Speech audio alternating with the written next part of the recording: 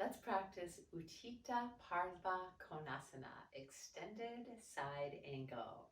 Begin by stepping wide. We'll bend the knees and elbows and stretch ourselves out.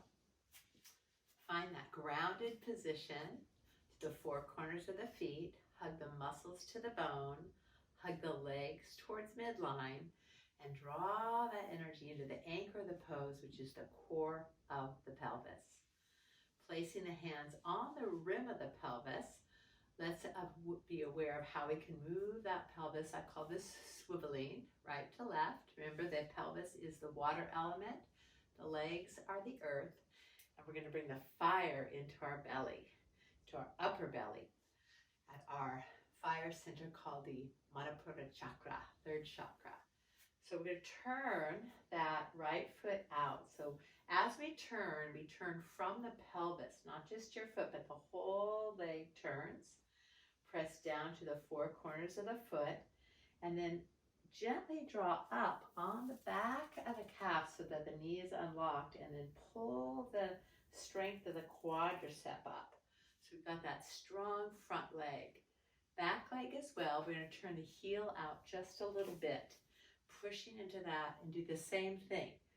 Anchor the heel to the earth, hug the calf muscles, hug the quadriceps, find that stability. Let the pelvis turn, and we're going to exaggerate it just a little bit so we can draw those thighs back, bringing softness to the groin and that lumbar curve into place. Then tone the belly, open the shoulders towards the long edge of the mat. Okay. And then slowly bend the front knee, moving towards Warrior Two. And then from Warrior Two, we're going to hinge right into that groin. So keep the spine long. And again, it's going to help if you lean forward a little bit and let the pelvis rotate anteriorly. Take the forearm to the thigh. And instead of leaning down into it, you're going to want to pull up and away. Keep the upper body light. And then sink down. I'm a little wide, so I'm going to bring my foundation in a little bit closer so I can bring this knee right over the ankle.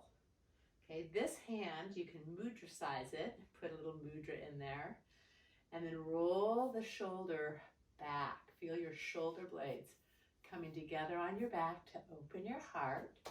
Keep the belly toned. And we take these front ribs. But first we're going to hinge forward a little bit. Let's exaggerate. Bring the sitting bones up. Keep the lumbar curve, and then tone the belly and take the front ribs in. Let's exaggerate that. So now I'm rounding the back a little bit to the mid-back. Okay? And then keeping the strength at the solar plexus, shoulder blades together on the back. And then we sink the hips. Okay? So let's try that again. You're going to lean forward. Take the sitting bones up, getting deep into your groin. That's going to get you deeper into the lunge. Then tone the belly, hug in the front ribs. Feel the back body open. Breathe there. And then draw the heart open by bringing the shoulder blades strong on the back. Head up. Then taking the top arm, reach towards me. Draw the arm bone back in the shoulder girdle. And then sweep up. This is an angle, extended side angle, reaching up to the top ribs as you sink the hips. Now the option is to have a block, place it on the floor beside your ankle, straighten the lower arm, sinking in. For those of you that have a little more mobility, you might touch the floor. Okay? But go to where it feels strong and stable. Okay, this might be the best place for most of you. We're right here on the block, not leaning, but pressing down to lift up. Okay, make sure the neck is comfortable, looking straight ahead, or drawing the chin to the throat. Look into the arm. Let's breathe. Back leg is your anchor, sinking into the strength of your hips. One more breath. Then looking down, let's take the top arm up and inhale your way up out of the pose.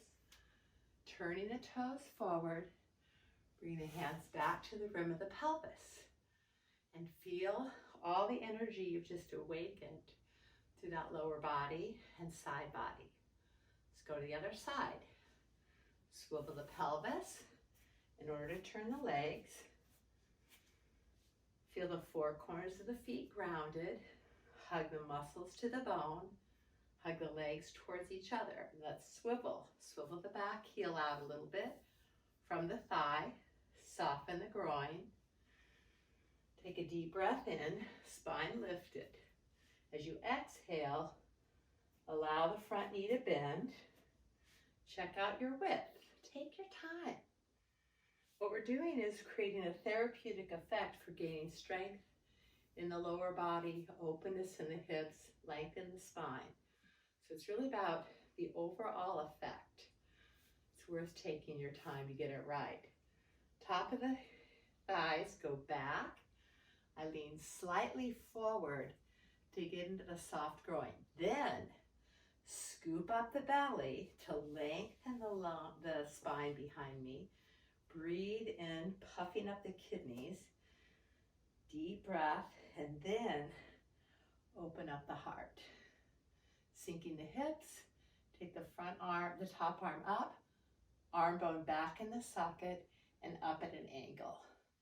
Reaching up, roll open by bringing your lower ribs forward. Do not pull back on your hand. Everything moves from the center line of the body. Option to place this block next to your foot.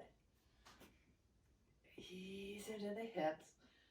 Breathe into your ribs. Open your heart. Enjoy.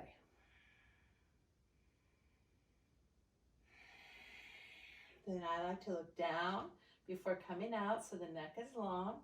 Anchor into the earth and inhale your way up out of the pose. Toes forward, hands to hips. Mindful of how you release back into Tadasana. All right, extended side angle. Utthita Parsva Konasana. Enjoy. Namaste.